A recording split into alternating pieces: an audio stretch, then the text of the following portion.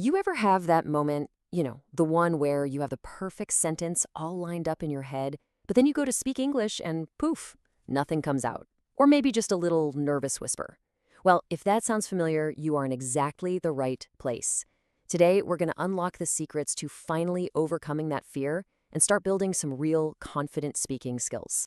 Okay, so first things first, let's talk about a feeling that pretty much every single language learner knows.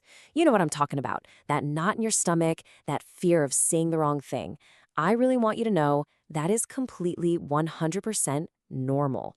And actually, understanding that fear, that's the very first step to breaking right through it. This slide right here, wow, it just gets to the heart of that internal battle, doesn't it? On one side, you've got your brain screaming, "Don't make any mistakes, I don't know the right words." But on the other side, the actual goal, the real path to fluency, is so much simpler. It's just speak. The real target isn't perfection, it's communication. Look at this little guy right here. He's basically that feeling of fear, isn't he? And for so many of us, that feeling comes from, being scared of making mistakes or not feeling confident or maybe even some bad experiences back in school. But here's the thing. The second you can see that fear for what it is, you can start to control it. And this quote, this is the key. This is the big mindset shift we all need to make. Stop trying to get flawless grammar and start focusing on clear communication. Seriously, the moment you start thinking about connecting with someone instead of correcting yourself, all that pressure just melts away. And that's when the real learning can actually start. So, how do we start building that confidence without all the pressure of a real live conversation? Well, the secret is to create your own personal immersion zone. Basically, you're going to turn the world around you into your very own English classroom. And it's easier than you think. All right, step one. This is so simple, but it's incredibly effective.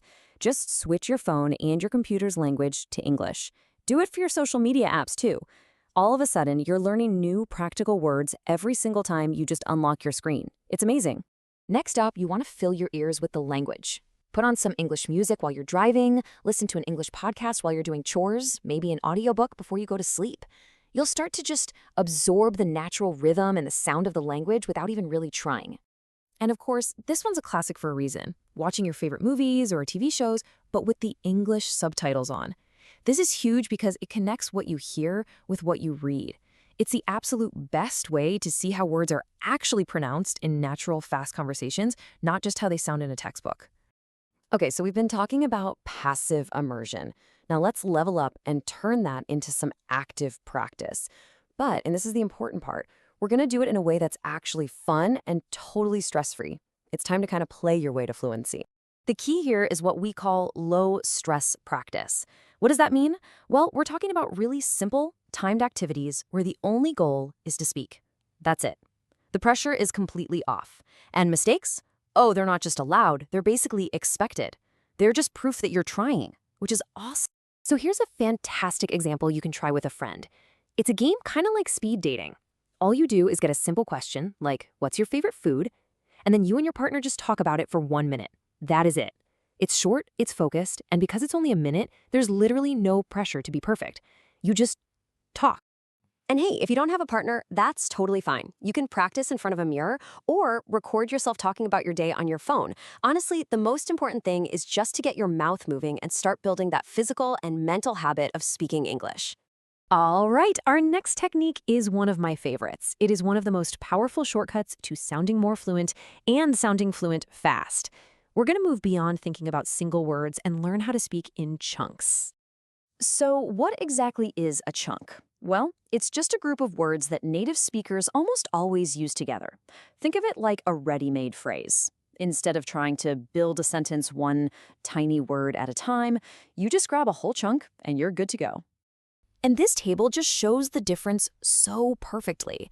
I mean, instead of just hello, a chunk like how's it going sounds so much more natural, right?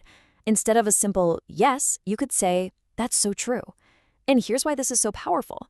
Using chunks actually reduces the mental work your brain has to do. You're not translating word for word. You're just using a complete, ready-made phrase, which saves you a ton of mental energy and makes your speech flow so much better. Honestly, building up a mental library of these chunks is a total game changer.